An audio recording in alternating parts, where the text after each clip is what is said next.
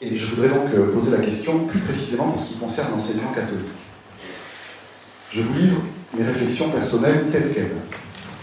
Je me suis dit que si la confiance pouvait être associée à l'acte éducatif au sein de l'école, quelle que soit l'école, que celle-ci soit publique ou privée, confessionnelle ou non, il y a peut-être, dans nos maisons, des raisons de considérer que le lien de confiance, enfin, que le rapport qu'on a à la confiance et que la valeur qu'on lui accorde a une couleur spécifique.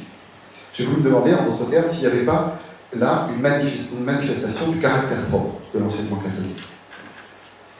Et je préfère tuer d'emblée le suspense. C'est, selon moi, le cas. Il y a un caractère propre ici de l'enseignement catholique. C'est le cas pour 3 raisons, à mon avis. Premièrement, peut-être que c'est même trop évident, mais c'est un lieu commun.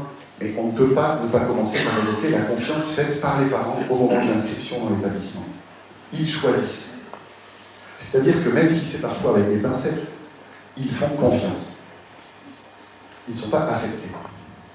Et quoi qu'on pense de la réalité de l'adhésion au projet éducatif de l'établissement, et du soutien effectif que ça représente une inscription, il y a tout de même cet acte du choix préalable. Et ce choix témoigne d'une confiance. Qu'est-ce que nous en faisons d'ailleurs?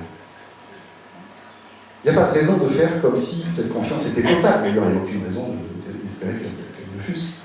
Mais ce témoignage-là est un de nos propres, ou, si vous préférez, une manière de dire notre caractère propre. Voilà donc pour le premier point très très simple, très évident, qu'on vit quotidiennement, nous, dans les entretiens.